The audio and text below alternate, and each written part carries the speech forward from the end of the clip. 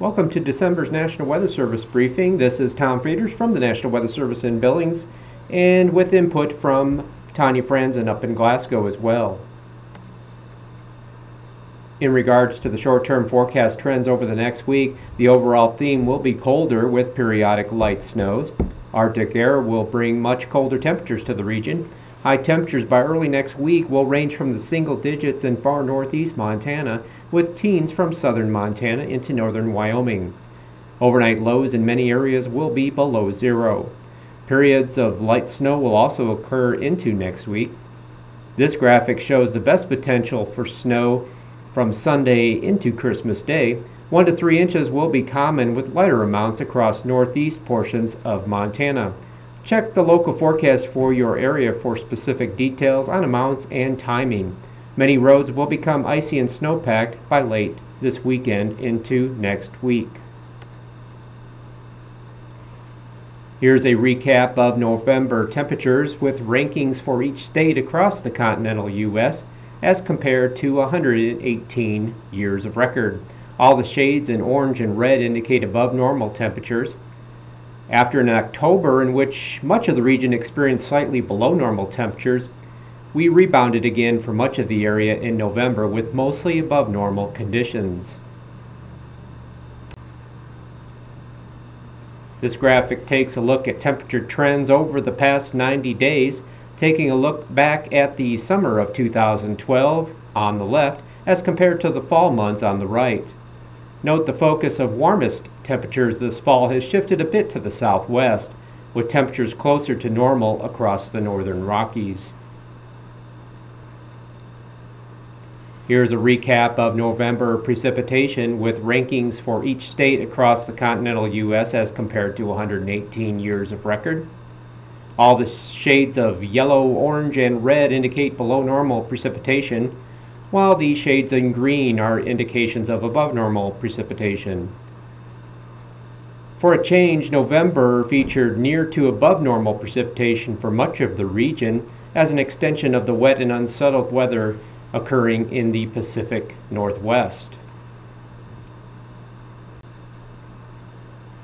This graphic takes a look at precipitation trends over the past 90 days, again looking back at the summer of 2012 on the left as compared to the fall months on the right. Note that there has been a big shift in the precipitation trends for the northern Rockies, from mostly percentages of normal from about 5 to 50% during the summer months to well above normal conditions for much of northern Montana during the fall. Even during the fall months, though, we can see the driest conditions still remained across the southern half of Montana and into northern Wyoming. Here are the yearly stats for the warm and dry areas of southern Montana and northern Wyoming for 2012 as compiled through December 18th. Most areas look to be set for a top 5 ranking in both warm temperatures and dry weather. We will update you on the final stats next month, but Billings needs almost an inch of precipitation during the last week of December to avoid the driest year on record. Miles City and Sheridan should remain in the top 5 driest years as well. As for temperatures, looks like both Billings and Miles City will see the warmest year on record. Sheridan may avoid the top 5 slot as cooler temperatures forecast through the end of December should further drop them below the top 5. Further north, this graphic was provided to me by Tanya for the trends across northeast Montana. These graphics are all available on our websites for all of our climate locations. This chart from Glasgow shows how the accumulated precipitation trends have remained above normal as shaded in the darker green on the lower portion of the graphic. The temperature plots on the top give you an interesting perspective on the year trends for temperatures.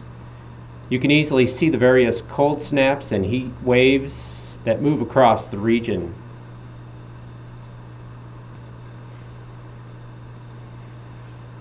The month has been fairly quiet for this time of year with the lack of significant winter storms. For southern Montana, the story has been mostly winds. This event in early December produced winds up to 80 miles an hour in Livingston. Another round of 80 miles an hour winds just occurred on December 20th. Further north, it's been mostly fog that has created some issues. The associated riming of ice due to the fog did cause a few power outages and power fluctuations, resulting in some minor impacts. Otherwise, it did create some beautiful images across the landscape. Here is our latest outlook for the late winter months of January, February, and March.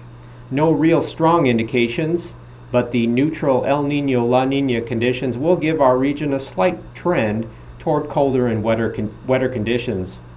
Historically, since 1990, in fact, records show that these neutral years for Billings have led to cold and snowy winters. As a personal message from Tanya and myself and the entire staff here at the National Weather Service, have a Merry Christmas and Happy New Year. Don't forget, the NOAA Weather Radio can make a perfect stocking stuffer. See everyone in 2013 when we will return to our normal monthly webinar schedule, and our next briefing will be Tuesday, January 22nd at 9 a.m. Hope everybody has a happy and safe holiday.